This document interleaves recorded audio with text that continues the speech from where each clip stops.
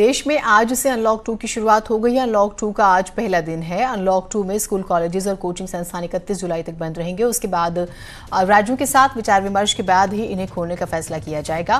केंद्रीय गृह मंत्रालय की तरफ से जारी दिशा निर्देशों के मुताबिक अंतर्राष्ट्रीय उड़ानों पर भी अभी रोक रहेगी। हालांकि वंदे भारत अभियान के तहत अंतर्राष्ट्रीय उड़ानों को छूट रहेगी। घरेलू उड़ानों और यात्री ट्रेनों का दायरा भी चरणबद्ध तरीके से बढ़ाया जाएगा। लेकिन अनलॉक 2 में मेट्रो, रेल, सिनेमा, जिम और बार बंद रहेंगे। रात के 10 बजे से लेकर सुबह के 5 बजे तक नाइट कर्फ्यू रहेगा। इस दौरान लोगों की आवाजाही पर रोक रहेगी। जरूरी गतिविधियों और कुछ अन्यों को इससे छूट दी गई है। तो अनलॉक 2 का हम जिक्र कर रहे हैं। देखिए, सोशल डिस्टेंसिंग मेंटेन करनी है आपको, मास्क मैंडेटरी है, सैनिटाइजर मैंडेटरी है। उसके साथ ही जब हम देखते हैं कि जब लॉकडाउन होता है तो इकोनॉमिकली भी थोड़ी प्रॉब्लम हुई, जिसकी वजह से कुछ जगहों पर रियायतें दी गई। तो चैलेंज, क्योंकि आंकड़े बढ़ रहे हैं तो चैलेंज भी उसी लिहाज से बढ़ रहा है कि आपको बहुत ज़्यादा एहतियात बरतने की ज़रूरत है। और मुख्यमंत्री योगी आदित्यनाथ को एक बार सुनते हैं कि चारों चरण में जो सतर्कता और सावधानी बरती गई थी वह अनलॉक 1 के प्रारंभ होने के साथ निरंतर जारी रहनी चाहिए और सभी नागरिकों के हित में कोरोना की चेन को तोड़ने, इसके संक्रमण को हर हाल में रोकने के लिए वे सावधानियां बहुत महत्वपूर्ण हैं। चाहे वह 2 गज की दूरी, मास्क जरूरी, सैनिटाइजर हो या फिर बार बार स्वच्छ जल से हाथ धोने का कार्य। स्वच्छता का जीवन में क्या महत्व हो सकता है? स्वच्छ भारत मिशन के परिणाम ने देश और दुनिया को इसके प्रति पूरी तरह सोचने के लिए मजबूर किया है। इसी प्रकार से लॉकडाउन प्रारंभ होने के साथ गरीब कल्याण पैकेज में गरीबों के लिए जो घोषणाएं हुई वह बहुत महत्वपूर्ण थी। 20 करोड़ महिलाओं को जनधन अकाउंट में धनराशि जाना। इसी प्रकार से प्रधानमंत्री किसान सम्मान निधि से आच्छादित होने वाले 9 करोड़ किसान को सीधे सीधे इस योजना का लाभ मिलना। वृद्धावस्था पेंशन, दिव्यांगजन पेंशन, निराश्रित महिला पेंशन धारकों को इस योजना का लाभ मिलना।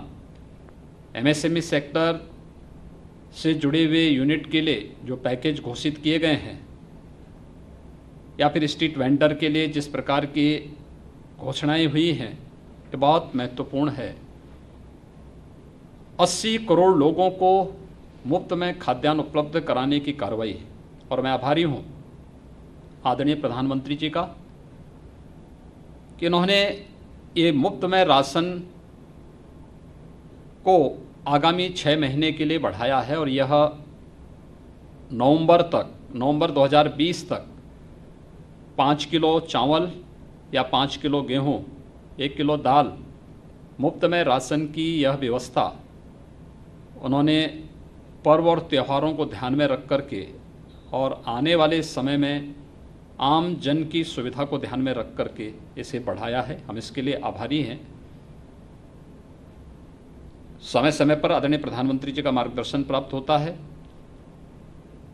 समय से लिए गए उनके निर्णय के कारण हमारा देश कोरोना संकट से बचा है और दुनिया के अंदर अगर हम तमाम अन्य देशों की तुलना में भारत के अंदर मृत्यु दर को देखते हैं तो स्वाभाविक रूप से एक संतुष्टि होती है।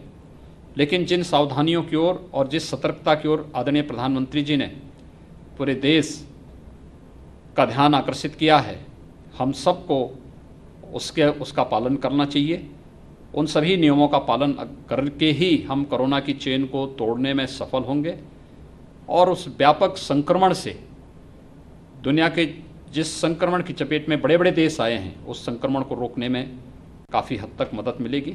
मैं आदरणीय प्रधानमंत्री जी का इस मार्गदर्शन के लिए और घोषणा के लिए एक बार फिर से उत्तर प्रदेश की 23 करोड़ जनता की ओर से हृदय से आभार व्यक्त करता हूँ। तो मुख्यमंत्री योगी आदित्यनाथ को आप सुन रहे थे। प्रधानमंत्री का आभार व्यक्त किया उन्होंने, जिस तरह से कल 80 करोड़ जो है जरूरतमंदों को 5 किलो गेहूं या चावल और 1 किलो चने का जिक्र हुआ दिए जाने का नवंबर महीने तक, तो उसका वो जिक्र कर रहे थे, शुक्रिया अदा कर रहे थे। और आपने ये भी देखा होगा कि इस पूरे कोरोना काल में जो सेंटर की गाइडलाइंस रही है, यूपी सबसे आगे रहा है उन्हें फॉलो करने में।